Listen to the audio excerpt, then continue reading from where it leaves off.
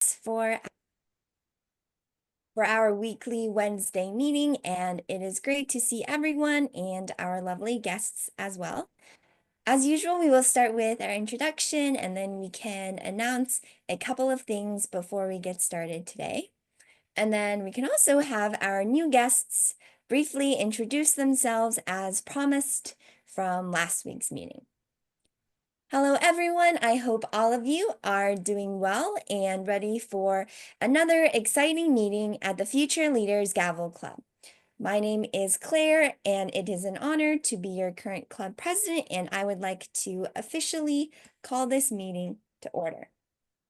I would like to extend a warm welcome to all of our members and our guests, and we sincerely hope everyone enjoys and learns from this experience. The Future Leaders Gavel Club is a Toastmasters club open to middle and high school students in which members are empowered to develop communication and leadership skills, resulting in greater self-confidence and personal growth. Last meeting, for those of you who are guests, was a special workshop, but for today's meeting, you will see our normal meeting structure, which starts with a prepared speech section, which is followed by a table topic section, or an impromptu speaking section. And then finally, we have the evaluation section. All right, and before we begin, I would like to announce that in the next coming meetings later this month, as well as in the next month, it is very exciting that we will have a lot of new workshops. So starting off, here are some that I would like to share. I know for our most upcoming one, for the following Wednesday, we will have a great workshop, I believe, hosted by Ethan and William about their college application journey. As we know, both are seniors and they got accepted into wonderful schools, so it will be great, definitely for our current members and also our guests who I know they're pretty young, but it's also great to think about college, and I'm sure that the speakers will have wonderful advice and tips about the process. All right, additionally, we will also have Rachel, I believe, joining us for the workshop to talk a little bit about her experiences. So I'm sure there will be a lot of great things to share, and I hope everyone will be excited for next Wednesday's workshop. And next, I can also have Caleb share a little bit about our other upcoming workshops as well. All right, thank you so much, Claire, and thank you for announcing those exciting workshops. I'm sure we are all going to be looking forward to them. First off, coming up in May, we are going to be having a workshop. The date is not officially set yet, but we're going to have director Jude Wang come and give a workshop. Miss Wang is a Hollywood film and TV director. She's also an instructor for the Paramount directing program, and she's also a director for the Netflix's Finding Ohana, which is a movie that was recently published. Ethan, you have a question? Go ahead. Yeah, are there any other movies she made? Yeah, there's like some TV shows. I'm not sure exactly which ones, but if your parents or yourself can look them up as well. So that's going to be coming up soon. So thank you, Ethan, for the question. That's a very good question. And she will talk more about her work as well. Now, lastly, in June, on June 11th, we are going to be having the mayor of Claremont, California, come and give a workshop here at the FLGC. So the mayor of Claremont, who is Mr. Corey Kaleke, is a council member with over 20 years of service. He's also the chairman of the Regional Transit and Library Commission here in Los Angeles. And he is the mayor of Claremont, which is called the City of Trees and PhDs because it has a lot of trees, and it also home to the Claremont Colleges, which is a very prestigious institution. So he's going to be sharing about some leadership lessons that all of us can take into action, and it's going to be a very insightful workshop. So save the date, June 11th, same club time as always, and we will be joined by the mayor of Claremont. So thank you, and I will pass this back to Claire. Thank you so much, Caleb, for introducing our lovely other workshop speakers. So we do have a lot of workshop speakers lined up for the next several meetings. So I hope everyone will be available to join us and learn from all of these amazing workshop speakers. And with that being said, I know last meeting during the workshop, I did promise that our new guests would have some time to briefly introduce themselves. So before I forget, I would love for the guests to maybe say your name, what grade you're in, and then maybe share one fact or something you would like to share with the club. So is there anyone who wants to start off? Ethan? Okay, thank you. So my name is Ethan, and I am in sixth grade because I skipped a grade on online class, but I'm supposed to be in fifth grade. And my hobbies are reading, and my favorite book series right now are the Mr. Lemoncello series. Okay. Yeah, thank you so much, Ethan, for sharing. And it is definitely great that you have a lot of favorite books. You can also maybe even share them during our table topic session as well. All right, are there any other guests who would like to introduce yourselves? Liv, My name is Liv. I'm in sixth grade, and a fun fact about me is that I like to play lacrosse. thank you so much, Liv, for sharing. All right, is there anyone else, any other guests who would like to introduce themselves? I know we have a lot here today. You can just unmute or you can just raise your hand. Henry? Yeah, so my name is Henry. I'm in seventh grade and I like to read.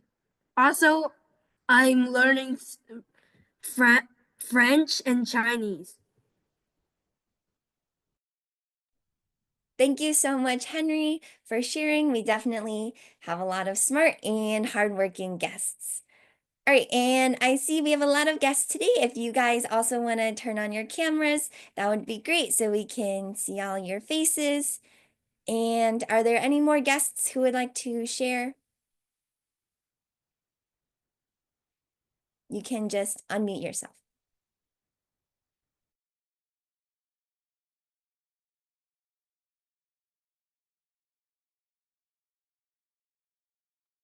All right, no worries. I know we have a lot of people here today, so if you also don't want to unmute, you can just drop your introduction into the chat as well. All right, and with that being said, I believe I am the Toastmaster for today, so we will go ahead and get started with the official meeting. So first, we will begin with our functionaries who will briefly introduce themselves. And I will start with the odd counter, who is Caleb. Thank you so much, President Claire. As the odd counter, I will note words and sounds used as a crutch or pause filler word for people speaking throughout the meeting. These words can be so, but, and you know. And these words will be, I will note down these words and explain who used them and how many times you use them so that you can be aware and learn how to minimize those crutch words and make your public speaking even more impactful. Thank you, and back to you. Thank you so much, Caleb, for your introduction. And then next, we will pass it to the grammarian of the day, who is Rachel. Thank you, Toastmaster Claire. As the grammarian, I will be taking note of any good grammar and any good phrasing as well as awkward grammar. And I will also be listening for the word of the day, which is impervious. Impervious means unable to be affected by. Even under the harsh sun, he worked apparently impervious to the heat. I encourage anyone speaking in the meeting to use it. Thank you, and back to you. Thank you so much, Rachel. And then next we will have our timer, who is Janya. Thank you, Claire. As the timer, I will monitor time for each speaker. Throughout the meeting, I will listen carefully to the program participant and signal them. I will use a green background to show the minimum speaking time required, a yellow background for the expected time, and a red background for the agreed upon time. The allotted or agreed upon time. Thank you, and back to you, Claire. Thank you, Janya. And then finally, we will have the general evaluator, who is William. Thank you, President Claire, for the introduction. This evening, as your general evaluator, I will be managing the evaluation portion of the meeting by calling for speech evaluators and reports from our wonderful functionaries, including but not limited to our counter, grammarian, and timer. Finally, I will be providing an evaluation of the meeting as a whole. President Claire already mentioned this, but be sure that you're not impervious to the evaluation section, because that's how you improve your public speaking at the end of the day. Thank you, and back to President Claire.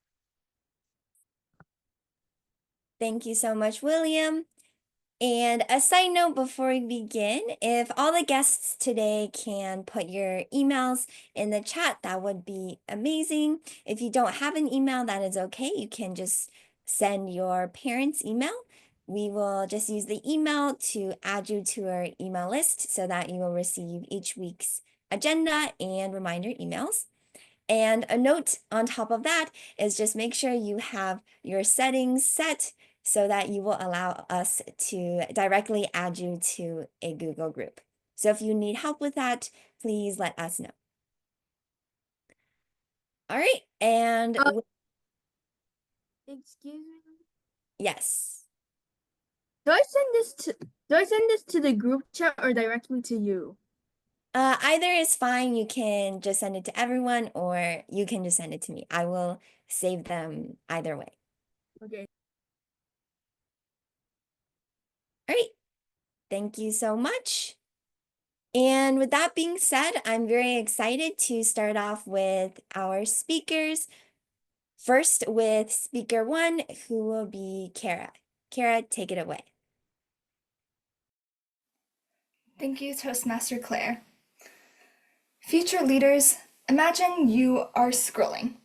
You're on your phone, you see tons of cool stuff, some weird stuff, and you encounter someone using dirt as bookmarks and framing pictures of Voldemort doing ballet. And when you look down in the comments, you see someone say something along the lines of, "I haven't been using my free will enough." And of course, these people are joking, but maybe there is something to this. What is it that lets these people live so freely? Today, I will talk in two parts. First, about how free our will actually is, and then about how this affects our lives. So first, a definition. Now, free will is funny in that we know intuitively what it is, but the more we try to dissect the concept and grasp it firmly, the more it seems to fall apart, like a fading dream. And this results in a lot of different definitions, which makes it hard to argue about whether it is real or not. So for my purposes, I'm just going to be Frankensteining together a couple different definitions, and going with the ability to act at one's own discretion to make choices that are not determined by outside influence, by prior causes, or by divine intervention. To put it simpler, basically when someone has full control over their own choices. So think of a word, any word, and once you have it, just hold it in your mind, because you may think that you chose this word out of your own free will, but we're going to examine some arguments, and maybe you'll change your mind. First of all, from a scientific perspective, many scientists actually don't believe in free will because of many observed processes in psychology and neuroscience. One example is the priming effect, which is basically that we are not impervious to our surroundings, and outside stimulus can cause certain concepts to be more readily available in our minds. For example, if I show you a yellow wall and then ask you to name me a fruit, you're more likely to think of a banana. And this means that this environment is subtly manipulating your thoughts, which casts doubt on how much control you actually have. Also, scientists have found in the field of neuroscience that they can predict what choices we'll make before we even become aware of them ourselves. And this is through examining our brain powers, which reveal certain activity 10 seconds before we even make our choice. While these predictions are not 100% accurate, they are statistically significant. And this seems to suggest that our choices are made by forces that we don't fully control or comprehend, our own brains. Another major argument comes from philosophy. In philosophy, there is a belief called determinism, which is where you essentially believe that you have no control over your actions because there's only one possible path for the universe to take. So determinists argue essentially that humans can be likened to extremely complex math functions. And if we input a specific situation, then the output will always be the exact same reaction. And they argue that the same thing applies to the entire universe. Because the universe is set up a certain way, that means that it can only go down a certain path and arrive at a certain result. And so what essentially they're arguing is that you have no control over your actions because they were decided as soon as the universe was created. So in determinism, free will does not exist. But what is the alternative? Well, if you don't believe in determinism, then you believe that the universe is not a function, and given certain situations, you can react in a variety of different ways. And the way that you choose what reaction you have is basically just random chance. But if that's the case, then that means that human decisions are just random. So even if you don't believe in determinism, then free will still does not seem to exist. Now think back to the word that you chose earlier. Do you still believe that the choice was made out of your own free will? Or can you now trace this choice back to some outside stimuli or to prior events? Whatever the case, do keep in mind that all of these arguments are impossible to test concretely. So instead of arguing about whether or not free will really exists, I'm going to talk about how the concept of free will applies to your life. Because despite all of these arguments against free will being real, I don't want you to feel like you have no control, because in every measurable way, you do. Often when people have been faced with hardship after hardship, they might develop what's called learned helplessness. And this is where they feel as though they have no control over their lives, and therefore they put in less effort and they achieve worse results. So when they're faced with good opportunities, they fail to take them. And all of this goes to show that there's a ton of power in just believing that you can do things. And whether or not you have free will, living your life as though you are in control, as though you do have free will, is a good thing. And recall that I started this speech out by talking about free will the way you see it on Instagram. And what is significant about these reels? Well, in our society, for people of our age and status, there are certain expectations of the way life goes, which we pretty much accept as fact. One or two different routes, but mostly a lot of the same. You grow up, attend a good college, get a stable, high-paying job, move out, marry someone, and have a family. But none of these steps are actually necessary. For example, you don't have to go to college. You could move to the countryside to be a farmer, which is a viable lifestyle that a lot of people live. And another example, we don't often consider moving to Canada, for example, but why not? It's like the States, but with free healthcare. The reality is that we probably don't consider these things because we don't see the people around us making these choices. So forget not having control over the choices we make. Often we don't even control what the options are. And that's a shame. We want to be the ones guiding our own decisions because it's our own lives at stake. So ultimately, Free will is a mystery, and one that we probably won't ever solve, but that's fine. What we can do is make our choices the way they do on Instagram Reels. So look for the hidden paths in life. Better yet, ignore the concept of paths and blaze your own way through. Know what it is that you truly want out of this buzzing, blooming confusion, and chase it. And exercise that free will. As much as it's possible, anyway. Thank you for your attention, and back to you, Toastmaster Claire.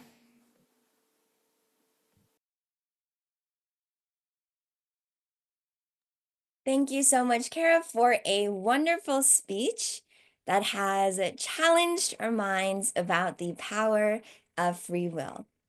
Next, I would love to welcome our second speaker of the day, who is Ethan.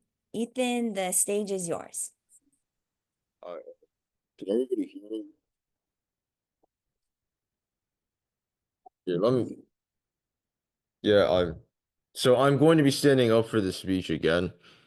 So I look centered in the camera, right? I feel like that's a pretty important aspect. Yeah. So in today's speech, I'm going to do something that I probably should have done a very long time ago, and I'm going to try to persuade you all why you should play. Oh yeah, there are two Ethans. That is true. This is this is Ethan Lee, not to be confused with the other Ethan that is here. Now, I realize that in the past history of the FLGC, I have mentioned the game of Minecraft quite a lot. In fact, some of you here may remember the last two times I was the table topics master, I invented a new game show that uses Minecraft as a central plot element. But I've never actually formally tried persuading you to play it. So I'm going to fix that tonight by using this new thing called Monroe's motivated sequence that I learned about to try to convince you all to play Minecraft. Okay, so get ready. So I want to begin by asking all of you a question. Have you ever felt that your life is lacking in a bit of spice and novelty? I know plenty of people who might think that way. They think their lives have gone a little bit stale, like when you take some bread and you sit it out on the countertop for too long and it becomes, old and nasty. Some people think their lives are like that and they want something unique. Or maybe they think that or maybe they think that they don't have enough hobbies and they would like to fix that. Well, as a 5-year player of Minecraft, today I would like to suggest to you why you should play Minecraft and why that will fix all of these problems. Like, for example, you guys are all high school. Most of us are here are high schoolers. Or even if you're a middle schooler, you know that trying to maintain an effective work-life balance is something that can be quite challenging. Who here agrees with me? I do. Yeah. I hear some I hear some vocal agreement. Maintaining an effective work-life balance, as you guys have all agreed, can be quite challenging. Now, why do I think that Minecraft can satisfy this? Well, first of all, let's look at first some evidence why Minecraft is in fact a game worthy of your attention. First of all, it's the most popular video game in the world by several metrics. I mean, it is the best-selling video game of all time. 300 million copies of the game were sold by late 2023. Who here knows what the world population is? 8 billion? Yeah, 8 billion. That's 8 times 10 to the 9. 300 million is 3 times 10 to the 8. That is almost 10% of the world's population. If you gave every single copy of Minecraft that has ever been sold to one person, you would get that's almost 10% of the world's population. So you can tell that the game is wildly popular. And also, there are over 200 million monthly active players in December 2024. So that is a huge number, which is one of the reasons why I think Minecraft is well worthy of your attention in the first place. Now, let's look at how Minecraft can satisfy some of the problems that I listed at the beginning of this speech. First of all, Minecraft is a sandbox game. Who here has heard of the concept of a sandbox game before? A game with Yeah. infinite possibilities. Exactly. A sandbox game is basically a game of infinite possibilities. you can tell where the name comes from. It comes from the concept of an actual sandbox. In an actual sandbox, you can do basically anything you want. In fact, the only real limits you have when you play in an actual sandbox are the size of the sandbox and the like pieces and molds that you have. Other than those two limits, you can basically do anything you want in a sandbox. If Minecraft is no different. Limited only by the 60 million meter world border of a Minecraft world, you can do quite literally anything you want inside of the game. The game is also highly customizable. So we've all heard about Minecraft mods, right? Modding Minecraft, installing mods, playing with mods, things like that. But who here actually knows how many mods there are for the game? A few million. Well, that's a good guess. There's approximately 200,000 currently actively maintained mods, according to CurseForge. If you go on the CurseForge and search up Minecraft mods, you will get 200,000 results. And well, the thing about mods is that you do need to know Java code in order to make one. But if you don't know any coding, that's okay. Minecraft provides two opportunities to customize the game at a slightly lower level that requires no coding knowledge at all. Resource packs and data packs. Resource packs allow you to change some of the in-game assets. Data packs allow you to change the game's behavior at a lower level than writing a mod. And with the recent 1.20, 1.5 Spring to Life drop, Mojang has been making huge leaps towards making data packs even more powerful at customizing the game. Now, let's talk about some of the benefits that you stand to gain if you decide to take up Minecraft as a hobby. First of all, because of its unique nature, because of its unique nature as a sandbox game that's also extremely centered on creativity and customizability, it's actually possible to use it as a teaching tool. For example, in 2014, a journal article listed all of the ways that Minecraft has actually been used to teach Common Core math concepts. Also, who here likes computer science? If any of you, yeah, I see Howard's raising his hand, Henry's raising his hand. If any of you guys are, the other Ethan's also raising his hand. That's a lot of people here who are interested in computer science. If you think you might want to take up computer science or programming as a hobby, you could try to learn the Java programming language and then write a Minecraft mod. How cool would that be? Indulging in two interests at once. And also, the same could be said for people who are interested in architectural design, which I'm sure there are at least a couple of fans of here with so many people.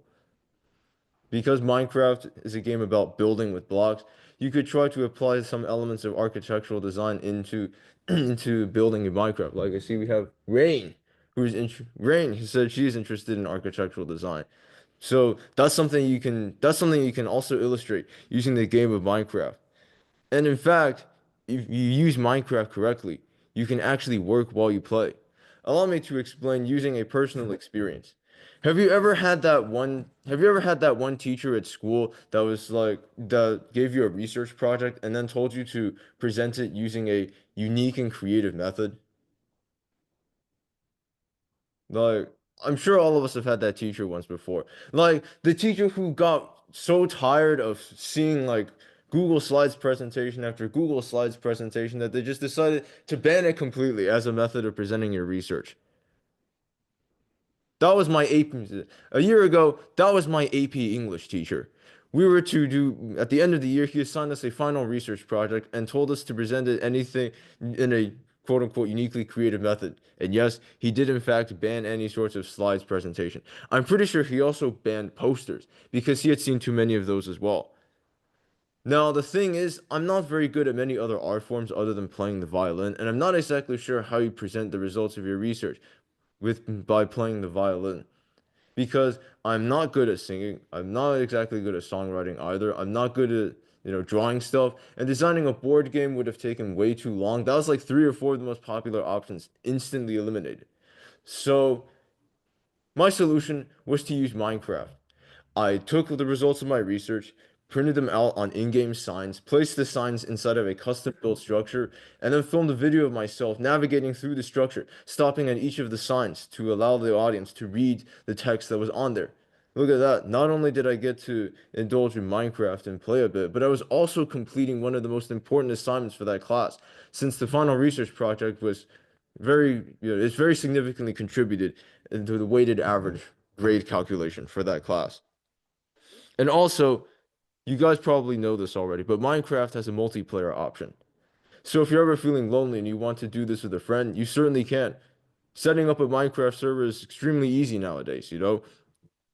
So we looked at some of them. So in conclusion, we saw some of the benefits of why of taking up Minecraft as a hobby.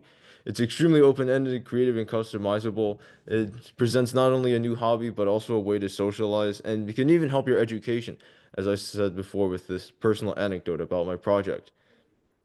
And it's a as I like to call it, it's a three-in-one tool. It can help you unleash your creativity in more ways than one, work and play at the same time if you use it correctly, and acts as a gateway to one of the largest and most dedicated communities on the planet. So, if you want to enjoy all of those benefits, I would suggest if you haven't already, you can try Minecraft today. I I entered this community 5 years ago, and I do not regret it. It is one of the best decisions I ever made. Thank you. Back to the Toastmaster Claire.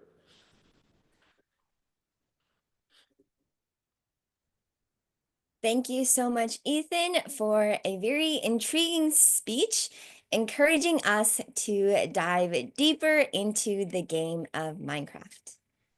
All right, I hope everyone enjoyed the two speeches we have today. And with that being said, we will now move on to a brief table topics session, which for today will be hosted by myself. So for those of you who are guests, I will go ahead and quickly explain what Table Topics is about. So Table Topics is a very fun and spontaneous activity where you all are challenged to think on your feet.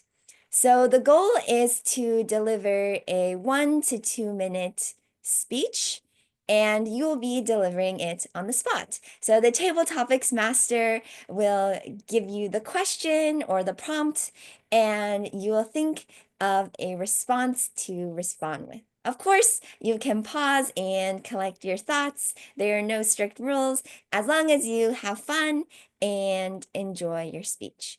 So in the past, some of our table topics prompts have ranged from, like today, Minecraft themed questions to cliche prompts to even how you would respond to a natural disaster. But since we have quite a lot of guests today, I will ask some traditional lighthearted questions, and hopefully we can also have some guests practice as well. All right. With that being said, I will first say the question and then I will call on the person to answer it. So the first question is, if you could have one superpower for a day, what would it be and how would you use it?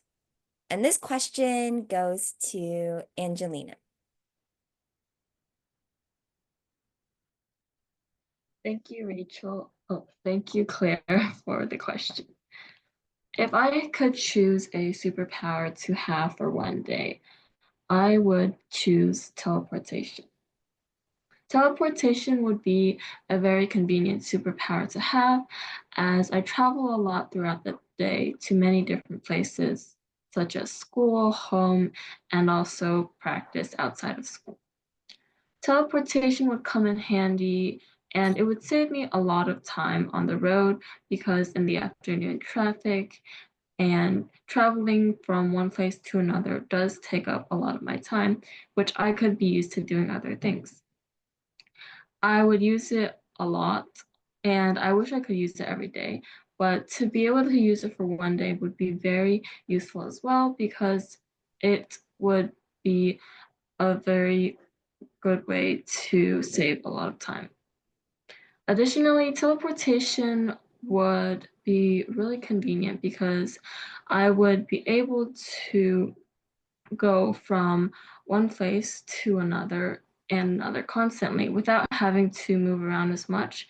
And if I forgot something, I could easily go back and get it without having to use up so much time.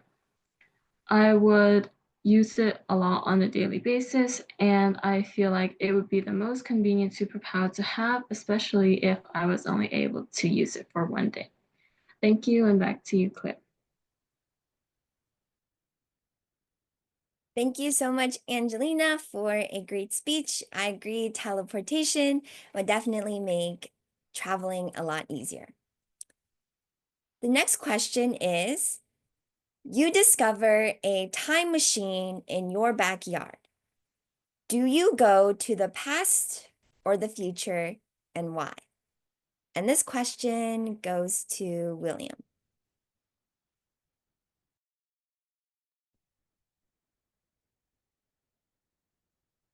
It's as if what just happened came right out of a sci-fi novel. A huge time machine has appeared on the front lawn. Now, I think for a second, well, what is its purpose being there? What could I do with it? Well, the first thought that comes to my mind is that in these sci-fi novels that I've been probably reading too much of, the characters always go forwards or backwards in time so that they can either change something in the future or change something in the past. And when you really consider going into the future or into the past, you have quite a decision to make. I mean, that's the decision between maybe predicting your future and seeing what your life is like in 30 years, or maybe going back to the past and changing something that you deeply regret, or helping humanity and or even saving the dinosaurs if that's your spiel.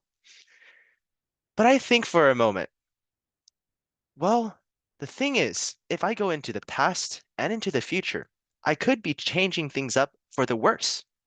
So actually, what I decide to do is I lug this huge time machine into my garage, and I swear to keep and guard it there for the rest of my life. Because with things like this time machine, which are definitely not impervious to abuse by others, I cannot let others take advantage of this power, and neither should I. So, everyone, tonight my answer is that for the time machine, I would neither go into the future nor into the past. I would let history and the future take its course. Thank you, and back to you, Table Topics Master Claire.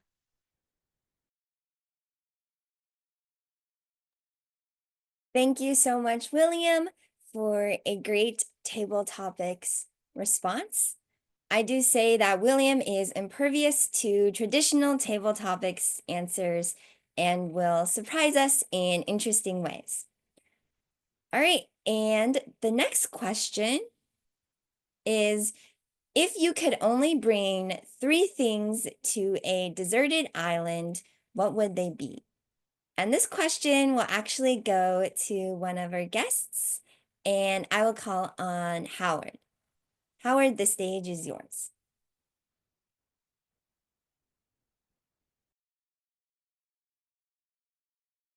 Hello?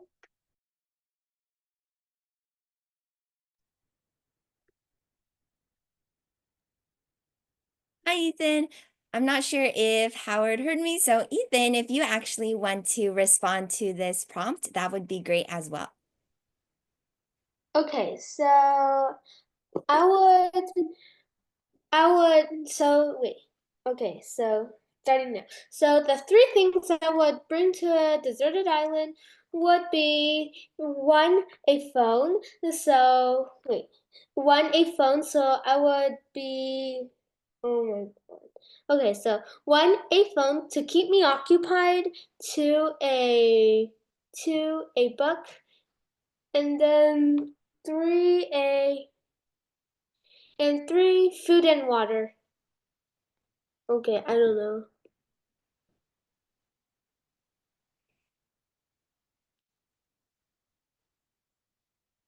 Am I done? Yeah, thank you so much, Ethan, for a great response. I agree. I would probably also bring those 3 essentials as well. All right, and let's just maybe ask one more question. The question is, this one's a little more funnier. If vegetables could talk, which one would be the sassiest and why? And for this question, I will call on Selena. Hi, so if one vegetable I would think that would be the sassiest, I would say it would be the carrot. First of all, carrot juice is overrated, but a lot of people that drink carrot juice find it to be one of the best juices. So I feel that the carrot would be bragging to a lot of its friends about how good it is. And because the carrot is often over abused in soups and many other things like that. I do feel that if vegetables could speak, then the carrot would probably be one of the sassiest of them all, if not the most. Also because it's a very well-known vegetable, and it's also the first thing that I thought of when I thought of a vegetable. And the feel the carrot's look makes makes me feel like it would be one sassy vegetable. Thank you. All right, great job, Selena, for a wonderful first table topics. I totally agree, and thank you for giving the carrot a sassy personality. All right, and with that being said, our table topics time is unfortunately up. In the future, we definitely hope to have some more guests participating. All right, next, I would love to pass it on to our general evaluator of the day, who is William. Take it away. Thank you, Table Topics Master Claire. We will now proceed on into our evaluation portion of the meeting, and we'll kick off tonight's evaluation portion with our first speech evaluator, Devin, who will be evaluating Kara's speech. Thank you, General Evaluator William. As today's Evaluator 1, I will provide feedback on Kara's speech, where Kara shared her thoughts about big choices and their impact. This evaluation will focus on her strengths, suggest areas for improvement, and conclude with 2 challenges you can work on in the future speeches. Your speech demonstrates several strengths that contribute into the overall effectiveness. Firstly, your speech was engaging, especially when you spoke about the idea of being free. You used a clear and vivid language, allowing the audience to easily visualize your experiences. Your using of hand gestures help to maintain the audience focus and made your messages easier to understand. Additionally, your pacing was well controlled with meaningful pauses that highlighted key moments in your speech. While your speech was strong, there are still a few areas to improve. One suggestion is to include deeper pauses between long or important sentences, giving the audience time to absorb the meaning. At a few times, there were short shifts or stops in the speech that could be even smoother with a bit of more practices.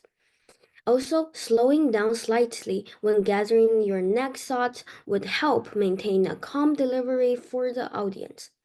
Finally, I'd like to offer 2 challenges for you to consider in future speeches.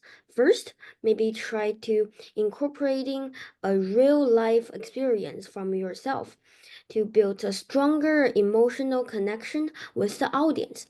Second, raise your volume slightly or pause after a key point to make sure the message is given properly. Overall, this was an impressive and thoughtful speech. I learned a lot about the power of choice and freedom. The principles you shared truly made us reflect on how we live and the decisions we make. Great job. Thank you, and back to you, General Speaker William.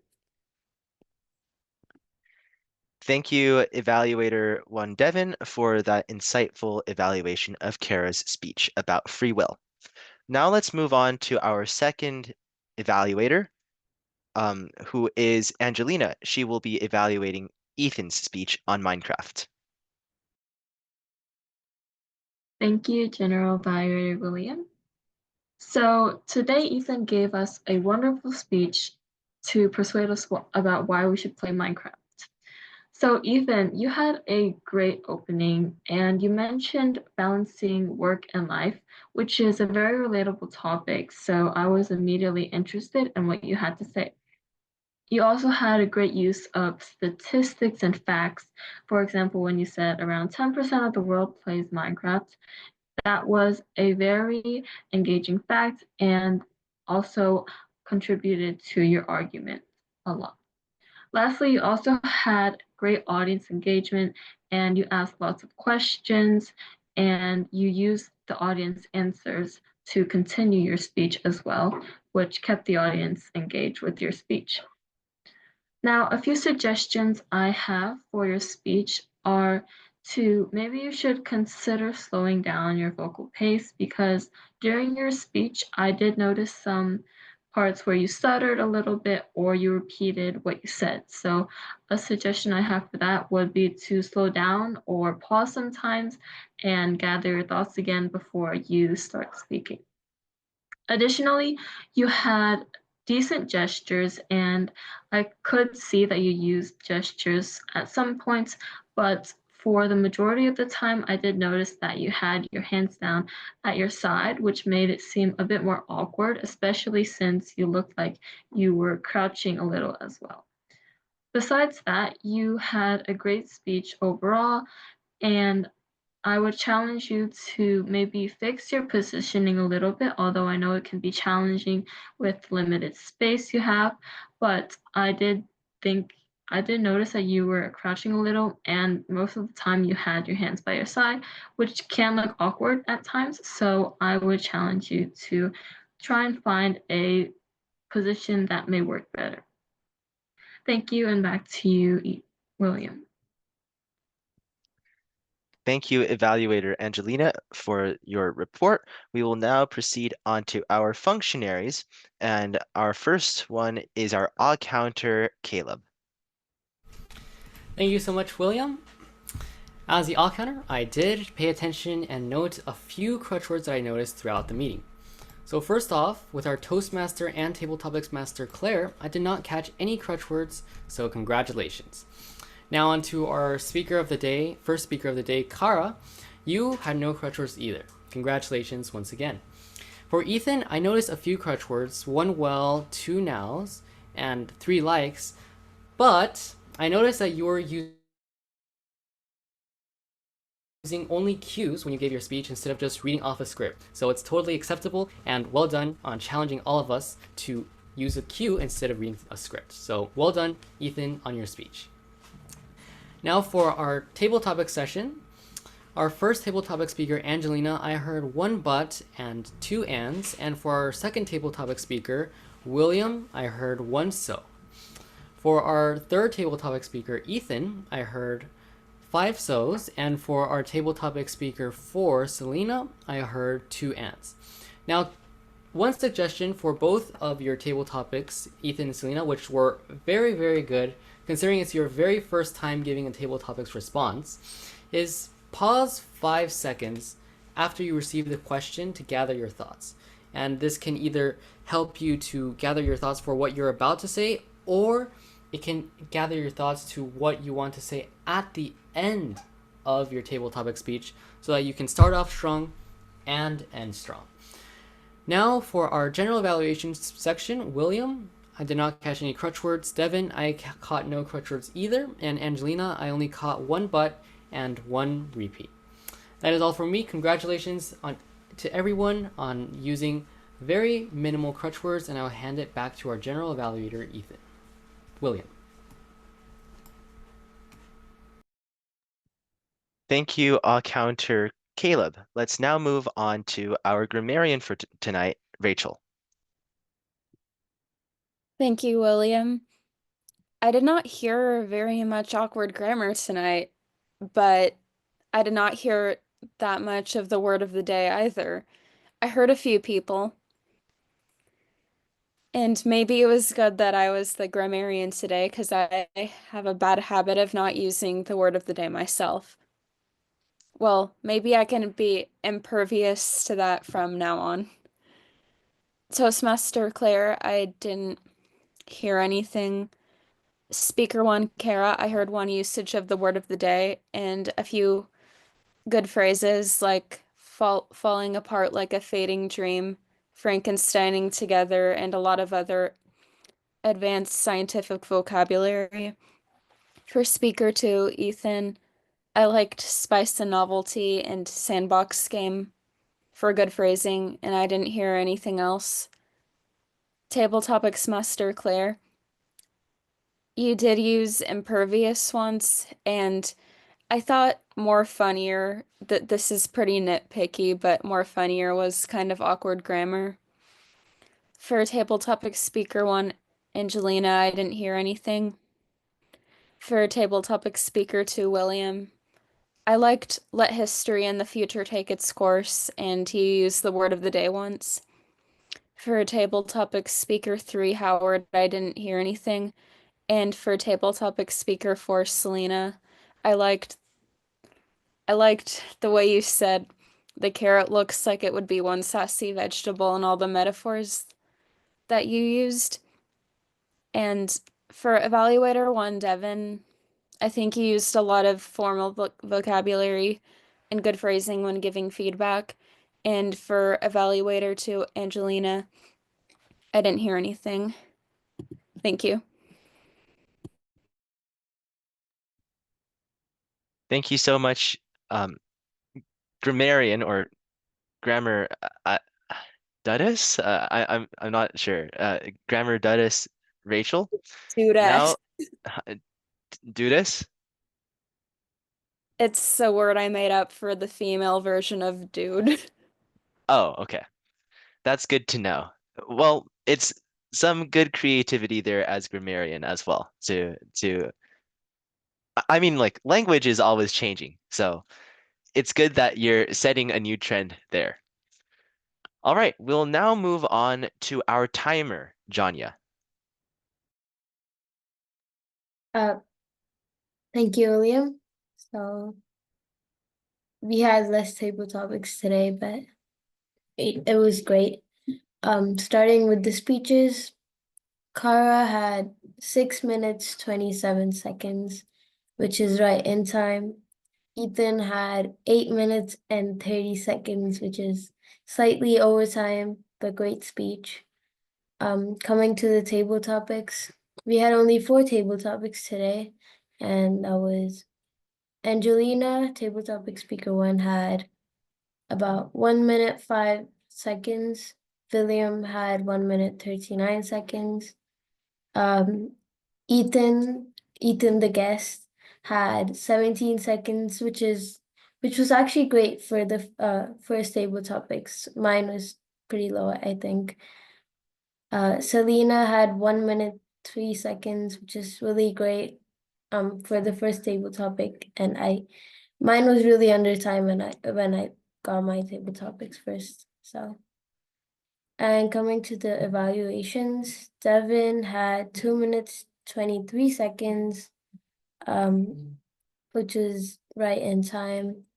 Angelina had 2 minutes, 7 seconds. Caleb, a counter, had 1 minute, 39 seconds, which was overtime, I think. The timing for the evaluations is about 1 minute, but it is also tough to be in the range, so great. Rachel had 1 minute, 47 seconds. Thank you, and back to you, William. Thank you so much for the insightful report, Janya. And that wraps up our evaluation portion of the meeting tonight. I'll just make some concluding comments and then hand back control of the meeting to President Claire. So overall, I thought today was a great learning process for all of our members and all of our guests, and hopefully all of you who are currently guests, you'll stay behind and you'll get to experience more of Toastmasters. Um, Everyone here has had a first meeting, and whether that was last week for you at Miss Susanna's evaluation workshop or this week where you got to experience a full-length Future Leaders Gavel Club meeting, I'm we all sincerely hope that you've learned a lot from not only the process, but also you're able to glean the fact of how Toastmasters and our club in specific has been able to advance to such prestigious stages. So, like for example, when we have competitions and there's one coming up, especially for evaluation, I believe, that's why we held the workshop. We do hope that you stay behind for those and try your hand at all of the competitions. Sign up for roles, and I think Claire, later, Claire will probably give some instructions and directions on how to do that. But for all the guests, Toastmasters, for all of us here, has been a wonderful experience. And as you can see, we've learned a lot from participating in the club. With that being said, I would like to quickly give some feedback on the functionaries and evaluators. So to both Devin and Angelina, you guys, well, first of all, I should say you guys did a great job of learning from Susanna, and I can see very clearly your use of the partition. So both of you started strong, you congratulated the speaker, and then you moved on to talk about the strengths, areas of improvement, and areas of challenge. That's very well done. However, I would just suggest that both of you, and personally I'm into this a lot because um, I do public speaking now, but I guess where all of that started was from a little bit of debate experience. In debate, you really want to roadmap everything. So like you'll say, first I'll talk about this, then I'll talk about something tangential, and last I'll cap it off with blank. And that really helps the audience get a hold of what you're saying. And it's good to walk them through as you're speaking as well. So that's mainly my main suggestion.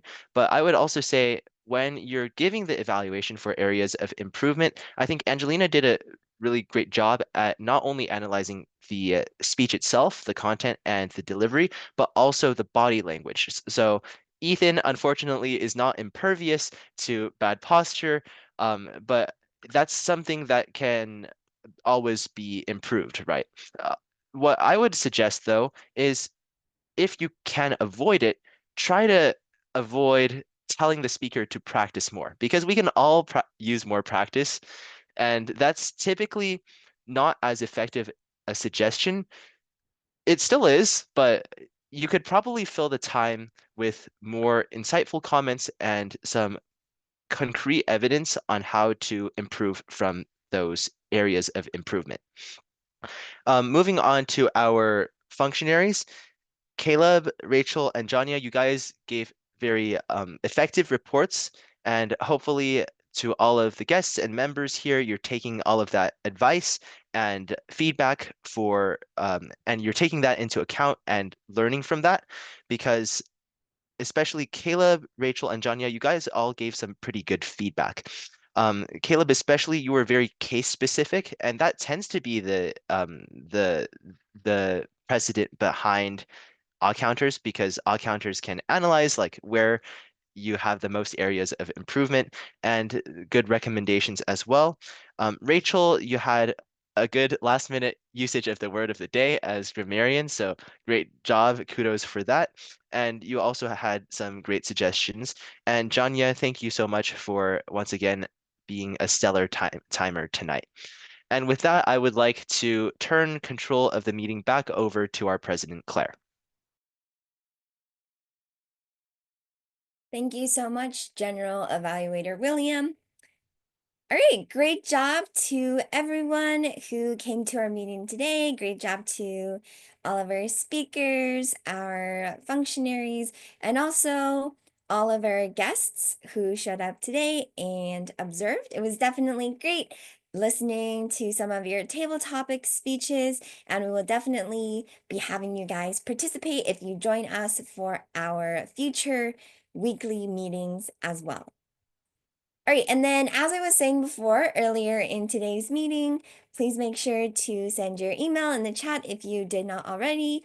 And then also please make sure to change your settings so that we can directly add you to the Google Groups. I just tried to add some people and their settings were turned off. So just you can double check on that. And if you need any help, please let us know. Okay, additionally, in the next meeting at the end, I can share a little more information about how to sign up for roles. So the more meetings you come to, the more experience you will gain. And we would love for you guys to try out some of the roles you said or you saw today, whether that would be doing an icebreaker speech or even trying one of the functionary roles. Additionally, as we mentioned at the start of today's meeting, we will have some very exciting upcoming workshops. Additionally, we have been thinking about May 21st as being the date for our intra-club speech evaluation contest. So again, that date will be May 21st. We are still thinking about the date, but it will most likely be on that date. Additionally, if you were not here for our workshop last week, Ms. Susanna presented a very helpful workshop about how to do speech evaluations. So that will come in very handy when we all participate in the speech evaluation contest, and anyone is welcome to participate. So as long as you're interested, you are free to sign up and also learn. A lot of the times during our competitions, we will have someone who has a lot of experience in Toastmasters and they may give a evaluation of everyone who participated. And that can really help you in future competitions and also just during our normal Toastmasters meetings as well. All right. And with that being said, does anyone have any questions?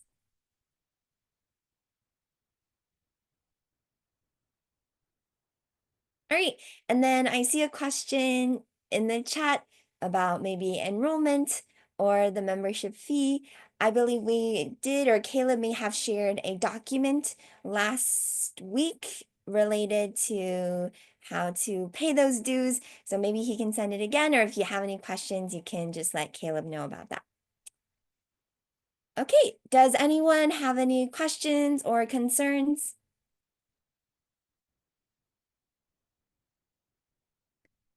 All right, if not, thank you so much, everyone, including members and our guests, for showing up to today's weekly meeting. We hope to see all of your faces next Wednesday as well. So at 7:04 p.m. Pacific time, I will adjourn tonight's meeting. And if anyone ever has any questions, you can just email us to let us know. All right, bye everyone.